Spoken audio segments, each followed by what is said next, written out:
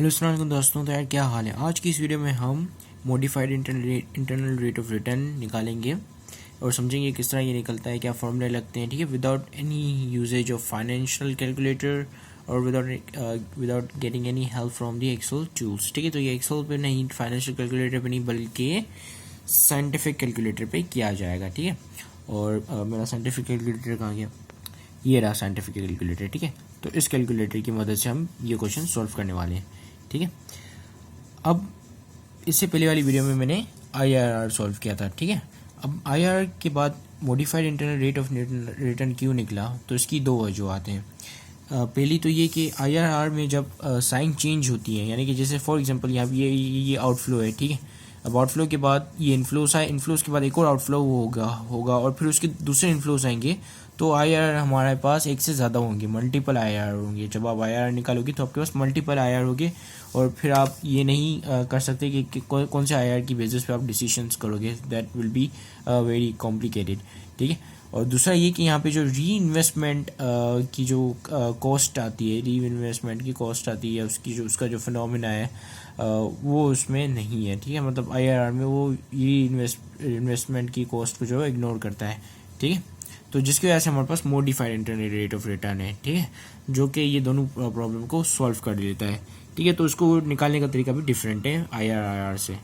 ठीक है, सो हमारे पास कॉस्ट ऑफ कैपिटल 10% है। ठीक है, हमारे पास ये आउटफ्लो है, ये आ गया हमारे आउटफ्लो, और ये हमारे पास दो इनफ्लो है। ठीक है, आउटफ्लो और हमारे पास ये दो इनफ्लो है। ठीक है, और ये हमारे पास प्रोजेक्ट A, प्रोजेक्ट B, ये हमारे पास ईयर है। ठीक है, और अब हमें निकालना है MIRR। ठीक है, अब MIRR को निकालने का तरीका ये होता है कि सबसे पहले आपने पहले यहाँ पर क्या किया था, हमने IRR को गैस किया था नेट प्रेजेंट वैल्यू से। लेकिन यहाँ पर हम क्या करेंगे, यहाँ पर हम इन तमाम इनफ्लोज को फ्यूचर वैल्यू में कन्वर्ट करेंगे। ठीक है, यानी कि इनको कंपाउंड कर लेंगे। ठीक है, in another word we will compound them. ठीक है, कंपाउंड करेंगे, फिर उसकी एक फ्यूचर टर्मिनल वैल्यू निकालेंगे। ठीक है, जो कि इन दोनों का कंपाउंडेड प्लस होगा। ठीक है, ये सब मैं आपको करके बताऊंगा, सिर्फ ज़बानी नहीं बता रहा हूँ। ठीक है, तो और फिर उनकी जो टर्मिनल वैल्यू है उससे हम रेट मालूम करेंगे, तो वो जो रेट आएगा उसको हम MIRR कहेंगे। ठीक है, तो सबसे पहले हम प्रोजेक्ट A को लेते हैं। ठीक है, सबसे पहले हम प्रोजेक्ट A के लिए सॉल्व करते हैं, और इसका क्राइटेरिया ये होता है कि जब इंडिपेंडेंट प्रोजेक्ट होता है तो फिर जो MIRR है वो must be cost of capital के अबव आना चाहिए, और अगर म्यूचुअली एक्सक्लूसिव प्रोजेक्ट होगा तो फिर क्या करेंगे, जिसका ज़्यादा MIRR है उसको सेलेक्ट किया जाएगा। ठीक है, तो अभी फ़िलहाल हम प्रोजेक्ट A के लिए सॉल्व कर रहे हैं। ठीक है, तो सबसे पहले हम हमारा फ्यूचर वैल्यू का फॉर्मूला लगाएंगे। ठीक है, फ्यूचर वैल्यू का फॉर्मूला जैसा कि आपको पता है कि हम प्रेजेंट वैल्यू, इसको हम as a present value consider करेंगे। ठीक है, तो 1150 दैट इज़ प्रेजेंट वैल्यू, और फिर हम इसको फ्यूचर में ले जाएंगे। ठीक है, 1 प्लस 10%, क्योंकि हमारे पास जो कॉस्ट ऑफ कैपिटल क्या है 10%। ठीक है, यहाँ पे कॉस्ट ऑफ कैपिटल 10% 1 एक ईयर के 1 ईयर के लिए है। ठीक है, 1 प्लस फिर है हमारे पास 100। ठीक है, 100 दैट इज 1 प्लस 10%, और ये कितने ईयर के लिए, 2 ईयर्स के लिए, 2 ईयर से कंपाउंड होगा। ठीक है, तो फिर हम इन जब दोनों को कंपाउंड करेंगे तो हमारी जो वैल्यू है वो कितनी आएगी, तो इसको हम कैलकुलेटर में पुट करते हैं। तो जैसा कि मैंने बोला था, हम साइंटिफिक कैलकुलेटर यूज़ करने वाले हैं, फाइनेंशियल कैलकुलेटर या एक्सेल नहीं। तो सबसे पहले 1000 क्या था, वो हमारे पास 1150। ठीक है, तो उसको हम एज इट इज़ जिस तरह हमने कॉपी पे लिखा इसी तरह हम कैलकुलेटर में पुट कर देंगे।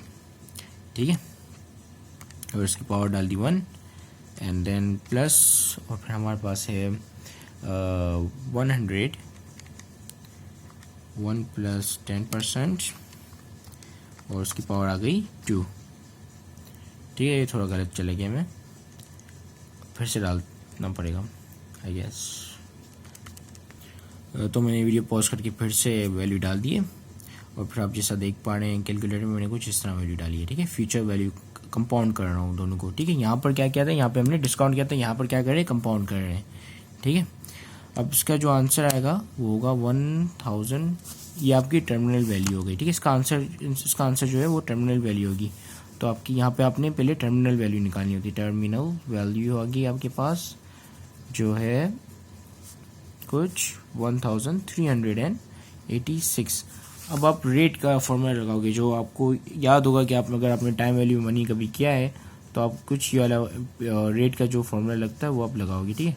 जो कि क्या होगा, MIRR equal to future value divide by present value 1/n minus 1 multiply by 100, ठीक है।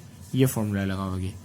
अब यहाँ पर आपकी future value is your terminal value, ठीक है। टर्मिनल वैल्यू आपकी फ्यूचर वैल्यू है, दिस इज योर FV, ठीक है।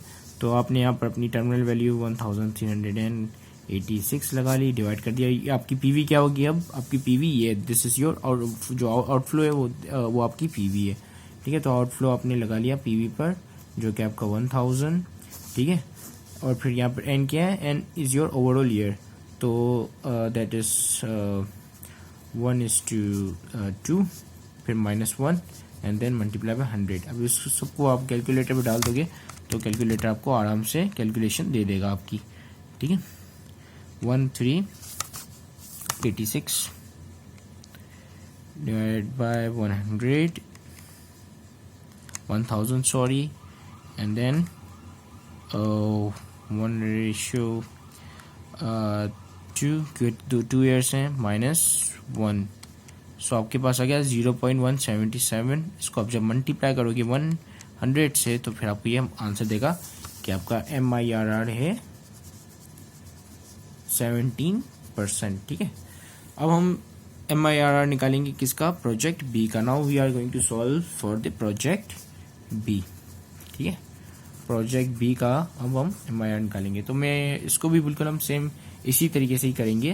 पहले यहाँ पर 100 आ जाएगा, 1 + 10%, ठीक है। 1 प्लस और फिर 1300 दैट इज अगेन 1 + 10%, और यहाँ पे 2 आ जाएगा, ठीक है। और फिर हम इसकी टर्मिनल वैल्यू निकालेंगे, दोनों को प्लस करेंगे तो इसकी टर्मिनल वैल्यू आ जाएगी, जो कि होगी हमारी, कुछ कैलकुलेटर निकालें और उसको हम जल्दी जल्दी कर देते हैं। 100 1 + 12%, sorry that is 10%, power 1 plus 1300 1 + 10% power 2। तो ये हमारे पास आ गई टर्मिनल वैल्यू 1683, ठीक है। 1683, ठीक है। अब फिर से हम MIR रेट वाला फॉर्मूला लगाएंगे और उसमें फिर डाल देंगे 1683 divide by 1000 and 1:2 -1 multiply by 100, that is, calculator में पुट करो तो आपको पास आ जाएगा, ठीक है। इसको हम थोड़ा जल्दी जल्दी कर लेते हैं। 1683 divide by 1000 ratio power 1:2 and -1 multiply by 100, तो ये आ गया हमारा 29.7%।